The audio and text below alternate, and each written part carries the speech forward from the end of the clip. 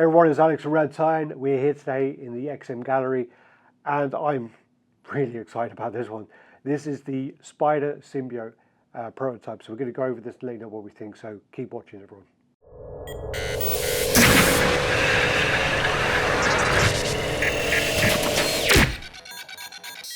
All right, everyone. So we're back. As we're saying, we are in the XM Gallery and we're looking at the Spider-Man Symbiote. This is a piece which I'm super excited for. I'm a big Spider-Man fan, along with Tyler, who's behind the camera, big Spider-Man fan as well. This is a prototype, so you know this is a little bit wobbly. I don't want to wobble it too much, but and also the colours are not 100% correct at the moment. We did see some pictures that saying leaked, and it was quite blue. Now it's really black, so they're going to go back and add some more kind of blue hues into it a bit later on. So yeah, what we do is. Obviously, this is from, I think it's either 299 or it is the 300 where the symbiote gets broken off.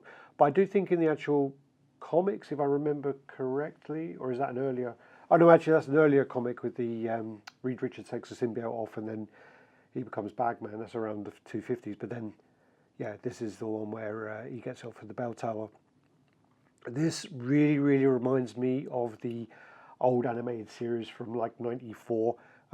That's not a bad thing because I absolutely love that cartoon and I've revisited it many times, and that really plays to my childhood. I've got pure nostalgia when I look at this. It just reminds me of that moment where the Shocker's in the bell tower, he's fighting the Shocker and all that business, and then the bell starts ringing. One of my favourite episodes of all time. Let's just get on to the piece. So we start down low and talking about the bell tower. So this has got the rubble, and then there's a huge bell on the base, and there's loads of kind of ornate details in the belt. You've also got this great oxidization in the bell, where you've got like the bluey, turquoisey kind of hues in there. It looks really cool. And then, as you see, it actually does have the kind of ringer in there, which doesn't move. Can't rig it, I'm afraid. One of the things I did say to Tyler beforehand is, I do love how anytime there's any kind of rubble or anything, there's always kind of rebar thrown in for effect. It's fine in this case. I know in other cases I don't like it, so I don't like it on the Horseman. I just think it takes away the mystery of where the characters are from. But on this, it works totally fine. You move up and you've got the figure. So you have like elements of the kind of symbiote bleeding into the kind of onto the bell, and it's kind of like escaping from Spider-Man as the bell's ringing. Again, I probably would like it to be more of a ripping, you know, like he's kind of like pulling it off, because at that moment he's kind of doing that. It looks like he's more kind of holding on rather than kind of like ripping it. I would prefer maybe him ripping it off the chest part and then the symbiote above him. The colours on the Spider-Man, really nice. The sculpt on the actual Spider-Man figure are really good. The jawline is great. It is one piece, so there are no seams around the neck on there. And then you've got like all of these like wisps all over the place. And these would all be probably like PU or PVC, so there'll be no problem with these breaking. Yeah, then you move up into the actual symbiote, and it looks really cool. Like really cool. I mean, you got the one of the things I was kind of not concerned about, but just a bit. I wonder how that's going to work, was because they've got the arm elements on there and then the gaps. But I do think it does really work. It's got the symbiote above him, kind of looking down, and yeah, it's so cool. So yeah, when you have the kind of elements of the suit when they're in motion, you have more of a kind of gloss black look. And then when you have the elements of the suit where it's actually set in place, it's more of a matte. That's quite a common thing from the comics and from other statues as well. And I do like that effect there. It does add more of a contrast to it.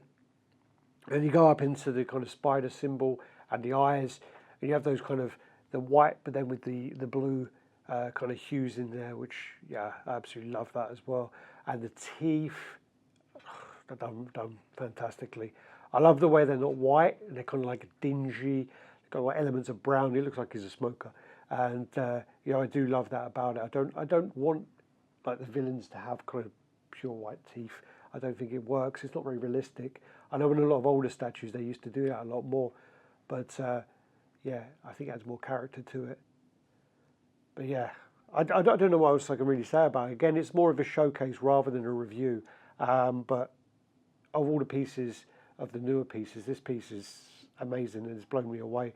I think this is going to definitely be on my order list in the future. So what I'll do there is we have the cup there for poor product placement, but also for comparison of size. But we also have a tape measure, so we're going to see what sort of size you're going to need to display this. Or I don't really care about you guys, but it's more for myself, but from a selfish point of view.